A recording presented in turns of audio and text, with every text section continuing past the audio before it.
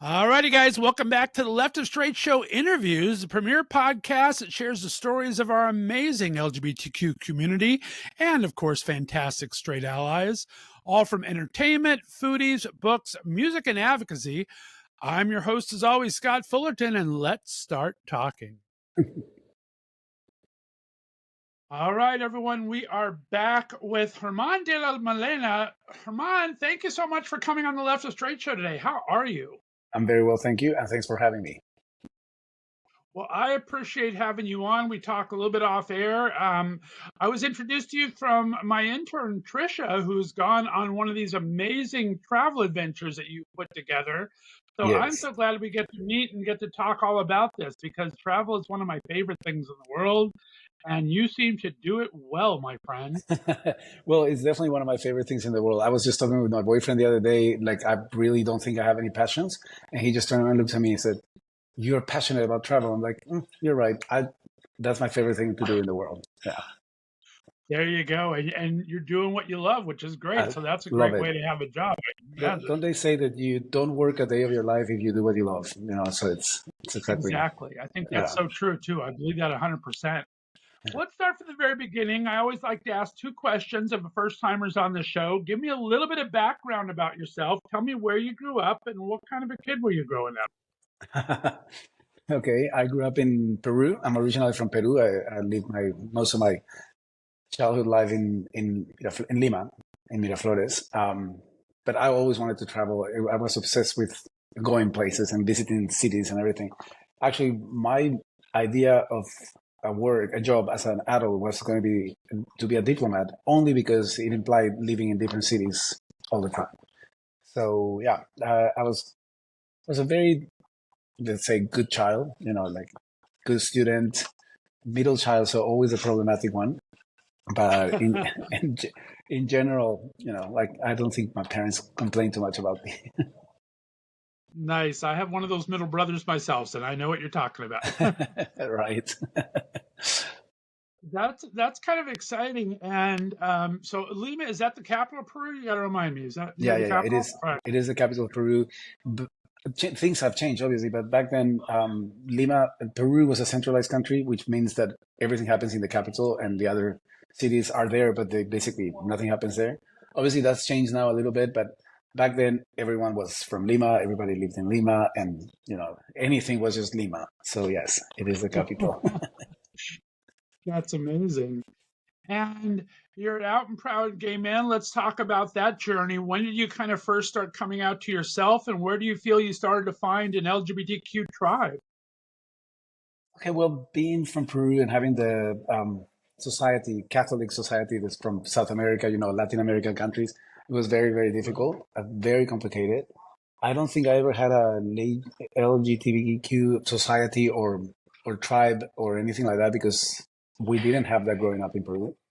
And then when I moved out to Peru, I lived a year in Miami, which was mostly Latin people and a lot of friends. And then I went to Europe, and then European lifestyle is very different as well. It's more mixed. People are not like, "I'm gay, I hang out only with gay people." It's more like, "I'm gay and everybody's my friend." So Right. the way it started, obviously, you grow up, you start hitting puberty and your teenage years, and then you realize, okay, there's something wrong with me, because I don't like girls the way my friends do, and it was a bit complicated. But when I came to terms with it, I kind of thought, yeah, well, I'm not going to live in Peru and be gay, hiding. Like, back then there was a lot of people that had girlfriends, and then they had their boyfriend on the side, even got married and had family that they played around with guys on the side, and I didn't want to do that. So that's when I thought, okay, I need to leave the country. Lucky for me, I was doing modeling back then in Peru, and then I got an agency in Miami, so that helped me to move to Miami. And then an agency in Europe asked me to move to Europe, so I stayed in Europe, and that's how I ended up in South Africa as well, through modeling business. Yeah. Oh, that's amazing. Yeah. And talk about, I mean, like we always think that there's something kind of wrong or different, especially when you have this religious background or everything. But when did you kind of first start accepting that as that just who it is? That's who you are. I think in my case it was very, very difficult because I had a very I don't want to say protective mother. Well, she was protective, but she was the boss at home. Like my friends used to call her the general. She was very strict. That's the right. I mean, a very strict mother. Um, After many years, I found out the truth, but most of the time, if my mother had a chance to talk bad about gay people or say something horrible, she would. And one of her phrases was, "I'd rather have a dead son than a gay son." And yeah, and then she would say that another thing that she would say, like whenever she saw a gay person on the street or something, she said, "Oh, shame on their parents. Can you imagine the mom, how much she's suffering and how she must feel with a son like that and everything." But then it turned out that after my mom passed, my mom's best friend, when she found out about me, she told me that when I was 4 years old, my mother told her that I was gay. Really? Yeah. What Oh did I my do? goodness. What did I do Moms at age? always know. I don't They know how always it is, know. but moms Yeah. always know. So it explained a lot to me the way my mother raised me and my younger brother, and also the things that she used to say. I guess in her mind, she thought if I express myself this way, he's not going to be gay, you know. And then she forced me and my younger brother to live together, to not to live together, but to do everything together. Every time we had a party or a birthday party, or I was going somewhere with my friends, my younger brother had to come with me, and the other way around as well. You know, although we were 1 year apart, you know, when you're a teenager, it's quite annoying to have your brother with you. But I bet. my friends were saying, "Does he have to come? Why does he have to come all the time?" But I That's didn't know anything about it. But now, of course, with my aunt telling me this, it makes complete sense of what was happening in my life. definitely. So It could have been her fears or whatever, and she was just kind of trying maybe to protect you, even in a way, to kind of keep you out of that yeah, I'm what sure. scared her about it at the time. Yeah, I'm sure she thought it was something that she could be avoided, or you know, like I don't think she expected that you're born like this, and then that's something that is natural to every human. So she thought maybe if I do Right. this, that he's not. I think in her head is like if she did that, I wasn't going to have the chance to turn gay, if that makes Right. sense, you know. But Now, yeah, how did that relationship go with your younger brother? Because I'm the same way. I'm the oldest of three, so I have a right. middle brother and a younger brother. And I was really good friends with my youngest brother. I'd do the same thing. I would take him to a lot of things, let him do everything. And he's probably had the most difficult with it the entire time. Do you and your brother have a relationship where you can talk about it, or is it still kind of just one Oh of no, those things my you don't? younger brother. Now, keep in mind, my younger brother is a year younger than me, and we're very, very close. Especially because my mother made us grow up together like if we were twins. She literally did that. I Right. mean, thank God she didn't make me wait for 1 year of school. That would have been too much. but Nice. but when okay, so the way I told my friends and family was very, very. It was when I took the decision to move to Miami. So then my friends didn't understand why, if I was a successful model and I was studying at university, why would I want to move somewhere else? So I started telling one by one my very big, very close friends, and I asked my best friend. I asked a girl, who was my best friend, to give my younger brother a letter. So I wrote a letter to him explaining, you know, but she said, "Oh, you're being a coward because you don't want to do it face to face and you don't want to tell him." I said, "Yeah, of course I'm being a coward. When I'm in Miami, you can give him the letter." And she did, and he wouldn't believe it. He literally would say, like, "It's impossible. There's no chance because we have the same friends. We've been to the same places. We go to the same parties, same everything." Right. But then when we spoke finally, he was fine with it. He was absolutely fine. I think the one that struggled the most was my older brother, who I didn't want to tell, but he found out through other people. So he asked me. It was a very touching moment because him and I back then didn't get along very well, and I had been in a big fight with him after my mother died. And when he told me this, that he knew about me, and I said, "Well, it is true." He said, "You'll always be my brother. I'll always love you, and I just want you to take care of yourself." Now, this was back in the early '90s, late '80s, when AIDS was all over. Right. And Sure. anytime I said to anyone that I'm gay, they immediately thought I was going to get AIDS. So that their reaction would be like, "Please take care of yourself," you know. So he hugged me, and there was a bit of tears. And my dad walked in. So my dad was shocked that he saw the two of us hugging and crying. So my dad is like, "What is going on? What's happening?" Because that he had never seen that in our entire life. So we had to go like, "No, nothing. Don't worry, everything is fine." He was like, "No, but why are you crying? Why are you hugging?" He's like, "That leave it. It's fine." But yeah, that's That's yeah, sweet. always remember that day. It's an interesting moment in my life. That's amazing. Well, we're going to get into the travel business a bit here, but I wanted to talk about you're traveling so much at a young age with the modeling. So you're in Miami, you're in Europe now. What drew you to these cities? Were you always someone to explore the cities and wanted to, and kind of learn the ins and outs of it? Or how were you as a traveler yourself when you were moving to new cities and traveling around as a model? Okay, we can even go a little further back from that because my father was at the Air Force, so he was assigned to the Peruvian embassy in South Korea. So we lived in South Korea for 2 years, and I was at age 15 and 16. So that's when everything started. We went to Hawaii, we went to Korea, Japan, Malaysia, Singapore, all over Asia. But like I said, I've always loved the idea of traveling. So that period of time in my life where we traveled around Asia really got me inspired and in love, and passion about traveling. And then when I did Miami, my idea was to stay in the United States. I even got a 3-year visa for modeling. But then when I went to Spain, I really loved Barcelona and I never came back to Miami. And then when you model, you have to go to different cities. You can't just sit in one city and work forever from there. You have to visit, Milan, London, Paris, all of those cities. And when the way you do it as a model is on a very, very low budget, especially if you're starting. So it taught me how to just wander around cities. For example, one thing I love to do when I go to a new city is to take the public transport, to go into supermarkets to see what they sell, what people eat, and stuff like that. So yeah, that's basically. I don't prepare for my trips like a lot of people have to plan where to go, what to see. My personal trips, I just go like I want to go there. I get there and I'm like, okay, what's there to do? But Right. I obviously understand when people like to plan things, and that's what I do now. I help them plan their entire trip. So it's very different from my own personal trips. Yeah. That is amazing. Well, tell me how you landed in South Africa. Where did you first arrive, and what did you first do when you were there? And talk about the surrounding areas. What made you stay? What made you fall in love with it?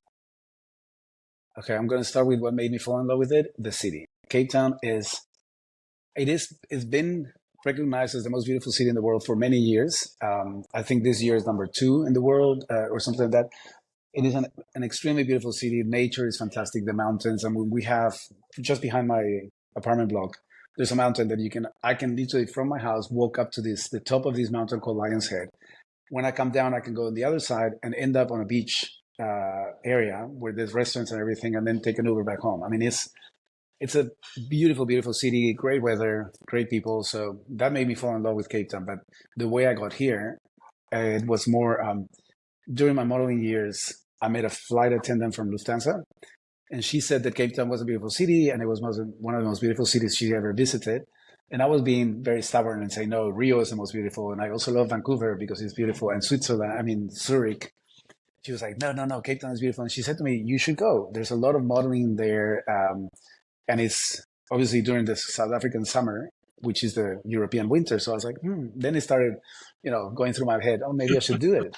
So I literally asked my agency, I said, can you find me an agency in Cape Town so I can go there and spend some time? And they did. So my first time here was supposed to be for 2 months, which I extended to 4 months. And then I spent 10 years doing summer here, summer in Europe. They call it the swallow because there's a lot of people that do that. They come here for the winter time in Europe to spend summer, and then they go back there. So I did that for There's the snowbirds here in the U.S. that do Miami, or do Florida, and Oh, do yeah. North. I've been what I call banished to Northeast Ohio, so I'm in the upper Northeast of the country, and a lot of the people around here have little homes down in Florida and do our snowbirds. So when it's Right. snowing here, we go down to Florida. So I understand that. To avoid the cold weather, yeah. So I did that for many years, and then eventually, I did meet someone that lived in London, and I really didn't like London to live in. I mean, I'm sorry, it's a beautiful city, but no, I was like, no, I can't live here. So we talked about it and choosing a few options. He doesn't speak Spanish, so Barcelona was not an option. So yeah, he said, well, why don't we go to Cape Town? You love Cape Town. My family lives in Cape Town. Let's go to Cape Town. And yeah, here I am. It's been Wow, that's this year amazing. is 16 years since I moved to Cape Town. Same boyfriend or different No, boyfriend? Unfortunately, no. The previous one was 9 years we were together, and then we broke up, and now we're going for 6 years now with my Oh, actual boyfriend. congratulations. That's Yeah, awesome. thank you. I love that. And so what did you first do? What did you pursue while you were there? I mean, you had the modeling, but what did you decide when that was started wrapping up? What did you decide to do for your first quote unquote job, I guess? Okay, yeah, it's a good question because obviously, like I said, explained before, when you do modeling, you have to travel a lot. And if you're in South Africa, I mean, it's a long way to go to Europe just for a few jobs. So you don't get that type of contracts or you don't get hired for those things. So after a while of living here, working as a model, I thought, okay, I need to get a job, a proper job, right? So I checked a few options, and one that crossed my mind was to open a restaurant. So I did. I opened a Peruvian restaurant. Um, I don't know if you heard about Peruvian food, but Peruvian food is recognized worldwide. Even Lima is called the gastronomical capital of the world. So I thought, why not? I brought a chef from Peru. I opened a restaurant. This was in 2011. I'm going to say unfortunately, but yeah, that's probably not the right word. But unfortunately, Peruvian food is not well known here in South Africa. That was not well known at that time. Still not well known yet here. But also in Right. Cape Town specifically, everybody's super healthy and everybody watches their diet. And Peruvian food, it's not the healthy type of food that you want to have. I mean, we mix 3 types of carbs in one plate.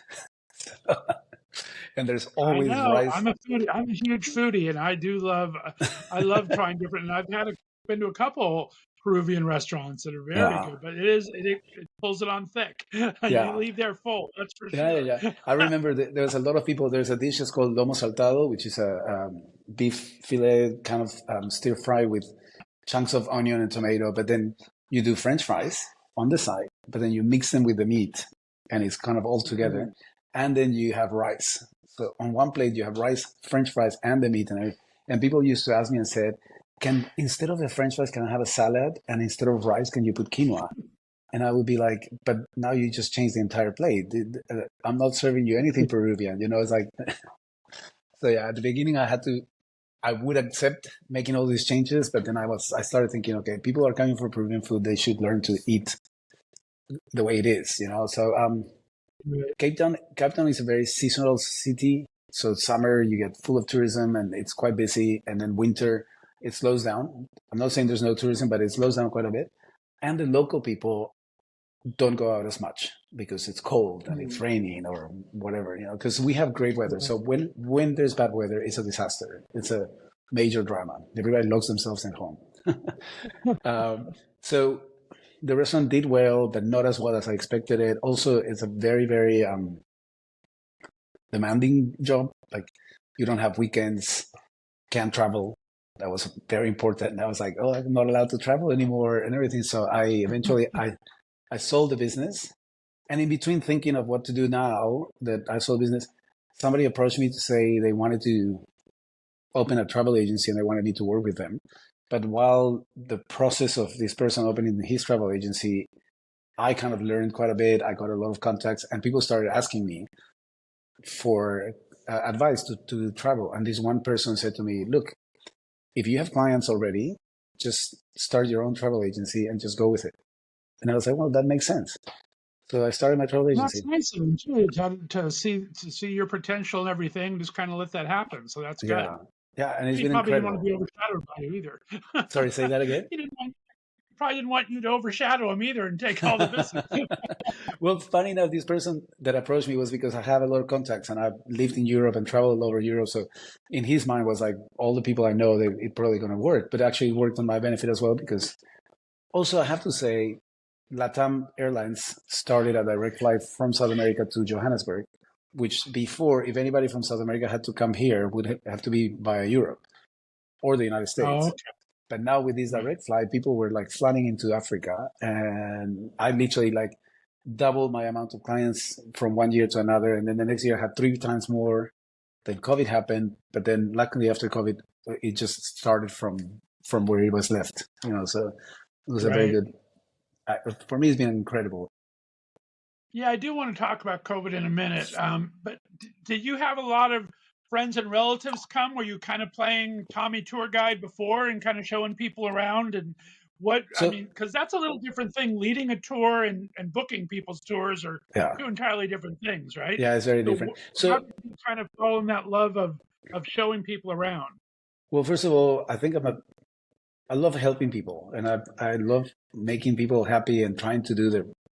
You know, if somebody says to me, "Oh, I'm thinking of painting the inside of my house," I'm like, "Oh, so and so is an interior designer," or this person knows, you know, they can get you the paint cheaper, or my friend has guys that will come in to paint, you know, and yeah, I'm like that, and I think it's also a Latin thing that you get involved and passionate about everybody else's business.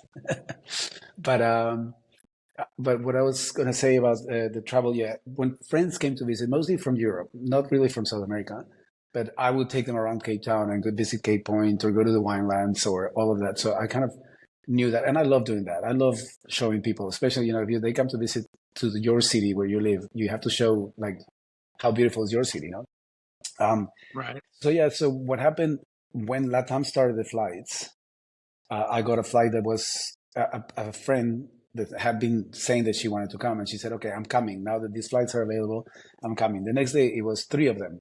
She goes, "Oh, I have two friends that are coming with me," and then the next day was five of them. So at the end, they traveled for a month, and at the same time, a Peruvian friend that lived here got 15 couples, friends of his from Peru, to come visit, and I organized a trip for those 15 couples which was an amazing trip. They loved it. So all these people went back to Peru to say how amazing South Africa was and that I organized the trip.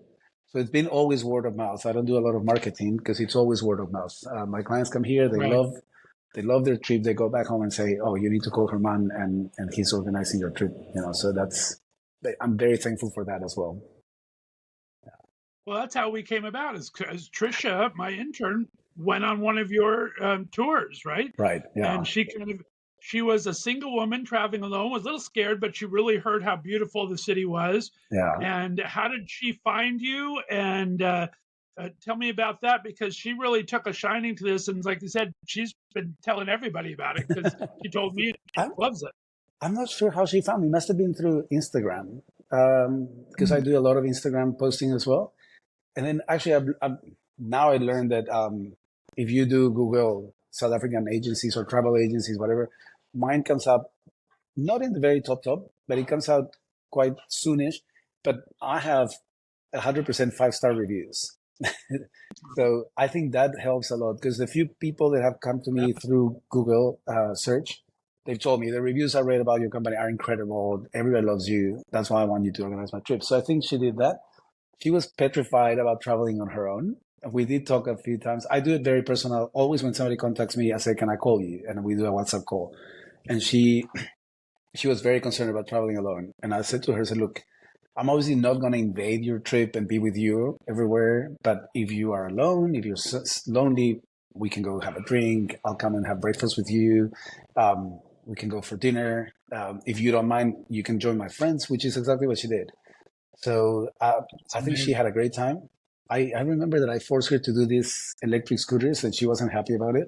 But I was like, "Get on it. We are going through the promenade on the scooter." And she did love it at the end. She had a I great love experience. it. Yeah. Like I said, she had an amazing experience. Talk about your business plan when you started it. I mean, a lot of U.S. travel agencies charge a fee to book things and do something like that, and then there's a couple here that doesn't charge anything, and they do it through the people they travel with. How did you plan your business plan, and how did that come about? Well, like I told you before, a friend that worked, we call it a DMC, which is basically a wholesaler. They're suppliers for travel agents. So they don't work with the public directly. They work with all the hotels. They get special prices, and then when we travel agents contact them, I say, "I need this and I need that." It's a faster way than dealing with each hotel individually, which I can Mm, also do. But they get a discounted price, which will become our commission. Um, gotcha. so that's why I don't need to charge a fee to anyone because whatever they book through me, I get a commission on that. So one of my most important things is that I will never charge more than what they can find online. Because then it doesn't make sense for my existence. If they can find online Sure, something at right. $100 and I charge them 101, they'll be like, why use you? So it's always the same price, sometimes lower, because let's give you an example. If I get 12% commission, I can keep 10, and that 2% it goes on favor of the client. I'm quite aware of we live in a competitive world, and there's a lot of travel agents. But I always make sure that my prices are either the same or below the online prices. And that's why we don't need to make a charge a fee. I get a lot of Americans ask me, what is your fee for this? I'm like, nothing. They get surprised because I guess nobody's used to get anything for free. You don't get anything for free. You're paying for your trip. But it does imply a little problem when you give a lot of changes and a lot of itineraries, and then eventually the person says, I've changed my mind. You don't know if they really change their mind or they're just going to take your ideas and book themselves, but it's a risk we take. I mean, I'm not going to start charging a fee just to make sure they book with me. It's actually very against the policy, and it scares people away. If I say I'm going to charge you a planning fee, it doesn't make sense at all. Well, and it comes from restaurant too, right? It's customer service as much as it is the food, right? So it's customer service to your clients as much as it is the actual travel experience. With the way you reached out to Trisha and said, I'm willing to show you a restaurant, we'll have a dinner, we'll do whatever. Customer service, I think, is a huge part of any business, and that's what makes a business successful. Yeah, I think for me, and I take it very seriously, I think it's what separates me from other travel agents is that obviously, if you come to Cape Town, because if you go to Kenya or somewhere else that I'm not there, it's impossible. But I make a point of visiting all my guests when they arrive. I go to the hotel to say hello to them. If they want to, we'll go for a drink. Sometimes the clients will be like, "Oh, let's go to dinner tomorrow. Are you free for lunch?" I obviously don't want to interfere with their vacations and their holiday, and especially when it's a honeymoon. I had a couple from Peru that came for a honeymoon, and they wanted us for dinner every night with them. And I told them, I said, look, I'm happy to go out. It's perfect. And you guys are fantastic. You're super fun, but it's your honeymoon. And they said, look, we've been together for 7 years. We just got married because you have to get married. But it's nothing wrong if you come for dinner with us. And yeah, it works fantastically. They recommended me to all their friends. So it's always a good thing. But when my clients are not in South Africa, I make sure they know I'm aware of their whereabouts, and I tell them, welcome to Kenya. I know you just arrived. I hope you like the hotel. Or the next day I will tell them, oh, tomorrow you start your safari. I'm guessing you're going to be super excited. Please let me know how it went. So we communicate during their trip just to make sure that everything's fine. And obviously they have a feeling that they can complain to me or they can let me know if something went wrong because we are in touch constantly. So it also helps. Whenever something's wrong, I immediately fix it, which is also a great thing that be able to do that. You have all the contacts around all my destinations, and it's very easy to fix the problems. Or if they have, I remember a guy had a problem, apnea problem to sleep at night. And sleep apnea. Sleep apnea. And then his machine, during one of the trips, that he lost the adapter to plug it during the night. So he couldn't use it. And when they arrived to Cape Town, they called me and they said, "Oh, come on, we've had this problem. We can't find an adapter, or whatever." Within half an hour, there was an adapter in their hotel room, which the hotel helped fix. But I called the hotel and I was like, "Look, my client's here. They have this problem. You need this adapter. Can you please get it?" And it was done. And they were very happy. Especially she was very happy because she could sleep again. I bet. Yeah, that's fantastic. Yeah. Well, and then we talked about you've done everything from single people like Trisha to honeymoons. What's the largest group you've ever kind of shepherded around or planned for? Well, definitely the largest group was the 15 couples, 30 people. That's been the largest by far, which was quite interesting. Also, all of them being Peruvians, and they were friends of a friend of mine. So I did hang out with them quite a lot. They invited me to dinner and lunch. They were crazy. Very wild people. I mean, they were having a great, great time. Then I had a family of 17, which was also super nice. Grandparents taking the entire family. So some of the kids, I'm saying the parents, came from Australia. Another group family came from the United States. The other one from Peru. So all of them got together on their annual trip. Apparently they do it every year. And this time they did Victoria Falls, a safari in Kruger, and then Cape Town. And they had a great time. They had the time of their life. It was very nice. Oh, that sounds fantastic. Yeah. Now, I mean, this is a long journey for a lot of Americans and everything, right? So we need to plan this in advance. Talk about the planning aspect. What do you recommend to your clients when they're planning a trip? I mean, is there a certain amount of time they need to have a window to? Is there different seasons like we talked about, summer and winter Right. seasons? What do you recommend to your client? So I always recommend plan 6 months in advance, definitely. But the minimum should be 6 months in advance because then it allows you to have access to the better hotels, the better experiences, and all of that. But it also will depend on where you want to go. Like if you want to go to the migration in East Africa, which is Kenya and Tanzania, that you need a year. Uh, Basically, if you have to book within a year and with a year in advance, because this migration gets fully booked every year, and it's from June to October, and it's very very difficult. Like you get people 2 months before they say, "Oh, I want to go see the migration." I'm like, now you're putting me in a situation where I'm going to have to struggle to find something. Even now, I had two couples from Greece, and they wanted to do, and we started planning this a month and a half ago, and they're going in August. I had to change the dates 3 times because every time we agreed on a booking, then that room wasn't available, and then now we have to move, and then it was very very. We finally got it, thank God, but it was very complicated. But 6 months in advance, for example, for December in Cape Town, also 8 months or up to a year. For the migration, definitely a year. For the gorillas, you have to plan at least 6 to 8 months in advance because the permits are limited. So you can also do that. But then most of Africa is a year-round travel because the destinations in Africa are in the tropics. So it's pretty much the same weather all year round. So we do get quite busy year round for all the destinations. Now, do your clients mostly have a general idea of what they want to do, or do they leave it all to you and you have to plan their trips for them, or how does that come about? That's got to be a little frustrating and exciting, I guess. Okay, so I've told you that I do everything very personal, right? And I am the one that I replies to everybody. I got one person quite upset with me one day because he sent me an Instagram message and he said, "Oh, I would like to plan a trip to Africa. Can you send me information?" And my reply maybe was rude. I have to guess. I have to admit it was probably rude. But I said to him, I said, "Where in Africa would you like to go? There is like more than 100 countries in Africa." I'm exaggerating, right?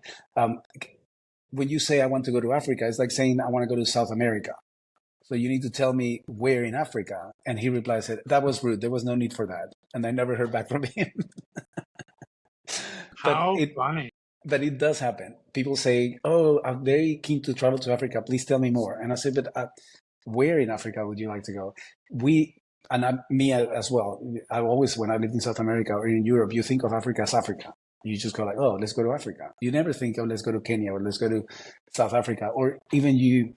Maybe just me, but I never thought of Egypt as part of Africa, and it is Africa. Hmm. I sell Egypt because it's in Africa. But that's the one most people say is I want to go to Africa, and that's it. They don't know what they want to do, so I have to call them or text them and said, "Where in Africa would you like to go? Do you want to go see the gorillas? Do you want a safari? Do you want to?" Also, most people will be, "I want to go to Africa. I want to go to South Africa." And some people say, "I want to go to do a safari and a beach combo," which is very, very typical for honeymooners. So it becomes easy for me to say, okay, it will depend on your budget and how many days, because obviously Southern Africa ends up being cheaper. It's not cheaper, but ends up being cheaper than Eastern Africa, because in Eastern Africa, you do a lot of safaris. Eastern Africa is like from 4 to 8 nights of safari, which adds up to a lot of money. But in South Africa, you can do city, the winelands, then you do 2 or 3 nights of safari, and then you do the beach. So it's always a cheaper place. The more nights of safari you do, the more expensive it's going to be. That's a fact. So Right. this is my 3 questions are like, how many days, what is your budget, and which area of Africa you're planning on going? And then we start from there. Makes sense, of Yeah. course. Yeah. Um, and talk about, like I said, Trisha was worried about being safe, and when she got there, she found it was a very welcoming city, even though, and she enjoyed going with you. Talk about the LG. I'm just surprised. I mean, you're very out, open, and honest with all of your clients and everything. Talk about the state of LGBTQ in South Africa. Is there anything in particular that gay couples have to look out for, or should plan Not around, or? not in South Africa. South Africa is was the first country in the world that accepted gay marriage, and they have a very, very gay-friendly constitution. I think it's one of the most friendly constitutions in general for religions, for genders, for everything. There's still a little bit of conservatism from some families that grew up very Christian, or the Muslim community, or all that. But you will never have a situation where there's hate crimes against gays or anything like that at all. All of South Africa is like this. Cape Town, being Cape Town, is the most gay-friendly city, I would say, of Southern Africa. We have gay pride, we have everything. It's never been a problem. It's never going to be an issue. Obviously, there's other countries in Africa that have rules against gays, like anti-homosexual rules in their constitution, and there's like laws against it. But when it comes to tourism, they are very aware that they need the tourists and they need the money, so they're never gonna accuse a tourist of sleeping in one bed in a hotel room. That's never gonna happen. Right. The only thing I would recommend to people when they travel, for example, if you go to Uganda, it's now recently they put stricter rules against homosexuals. I would be like, just don't do any display of affection in public. No PDA. They don't need to. They will never know that you're gay. And even if you are obviously gay, you look gay. As long as they don't have a proof that say we saw you, there's nothing they can do against you. I don't know if you're aware that Dubai has these very strict rules as well. And I went to visit a friend there. A lot of the Arab countries do, yeah. I'm not sure of specifics, but yeah. Yeah, I went to visit a friend there, and I asked him, I said, how would anybody know that we're gay if we're sitting at this restaurant having, with your friends and everybody? And also, Arab men are very touchy with each other. It's normal. They can kiss on the cheek, they can hold hands, and it's a very normal thing to do. So I said, but even the Arabs do this. How do you? He goes, well, first of all, there's religious police. So they're dressed as civilians and they are everywhere. So if you snog someone, if you're like, I'm kissing a guy on the street, they will catch you. And most probably the foreigner will go to a night in jail, but the local will have a lot of problems. So it's basically the same in the African countries. Don't do PDA and you'll be fine. It's a lot of people say, I don't want to go to Uganda because they have laws against homosexuals and I don't want to go to support that country. And I'm like, I understand your point of view, but also you're missing out on a beautiful country with incredible experiences. And then you can go see the gorillas, which there's only 3 countries in Africa that you can see them. One is a very dangerous country, Congo. The other one is Uganda, and the other one is Rwanda. So like Rwanda is more expensive, and Rwanda also has laws against homosexuals. So yeah, it ends up, you have to compromise. Do you really don't want to travel because of that issue, which is really not an issue? Or do you want to go and see the gorillas, which is an incredible experience? There you go. Very well said. I like that. Well, Herman, I appreciate you taking the time to kind of share this with us. Hopefully, we'll have a lot of my listeners find this and be able to start going through you to book these great South African adventures. Egypt, I'm a huge pyramid guy and Egyptian culture Egypt and is everything. beautiful. I love Greek, Roman, and Egyptian mythology. Those are like one of my favorites when school and everything. Have you Let been to everyone Egypt? know the name of your agency and the best way to contact you. Okay. My agency is called Nanan Travel, and the best way to contact me would be via Instagram, via Facebook as well. On WhatsApp, we use a lot of WhatsApp here in Africa. And yeah, through my website as well. I hope Scott is going to share all the details. Well, I need to come out there and visit. I'm not a huge world traveler. I've traveled the North America continent a lot. I've been to a lot of places in Mexico and Hawaii and Alaska and Canada, but I have not been too much out of North America. So I need to do some now travel. you have no reason not to come, because there are about 7 weekly flights direct flights from the United States to Cape Town. So United flies from Newark, from Washington, Delta flies from Atlanta. There's no reason not to come. And it's a 16-hour flight directly Atlanta, Cape Town. Not even Johannesburg. You fly straight to Cape Town. So there's no excuse. There you go. I agree, and I am going to book my trip, my friend. Make sure with Nana, Herman at Nanan Travel. Exactly. Book through me. I mean, definitely give me a call or a message, and I'll help you with your trip for sure. Amazing. Well, anything else we need to touch on that people should learn before traveling, or if people want to contact you, anything that you one thing that one thing that pops in my mind now is that a lot of people are very afraid of doing a safari because they see these videos of like open vehicle, how dangerous it is. You might fall or an animal can jump on your vehicle. I always tell them it's not dangerous at all. Accidents happen, but it's not dangerous at all. But you need to understand that the animals look at the vehicle as a whole. It's like one giant piece of something that they don't even know what it is. So they don't react and say, "Oh, there's people on top of the vehicle. Let's go attack them." They have no clue. So that's the mentality that you need to have. And the other thing is, animals are more afraid of us than we are of them. So a safari is super safe and it's a fun thing to do, and it will change your life. I guarantee that 100%. Well said. Armand de la Melena, I appreciate you so much for coming on the Left of Str8 Show interviews today. It's been a pleasure talking to you, my friend. Same here. Thank you very much for having me, and I look forward for more of this. All right, well, stay on the line. We'll have to keep in contact and maybe have you as a resident travel expert and have you pop in once a month or so and visit us for a couple. I'll be happy to. We can talk about other destinations. Amazing. Well, stay on the line for me, guys. We're going to have a fun 5 questions with Herman next week, so be sure to look for that. We appreciate you tuning in every week here to the Left of Str8 Show interviews.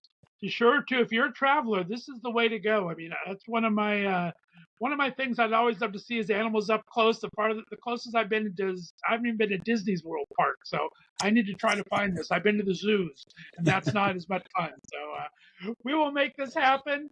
Guys, again, thanks for listening. Be sure to give us a good rating, a 5-star review, and tell all your friends. We'll talk to you next time. Bye-bye.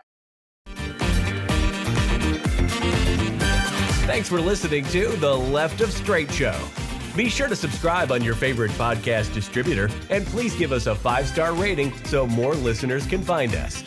You can follow us on social media, and be sure to check out our website for contests and other news and information. See you next week.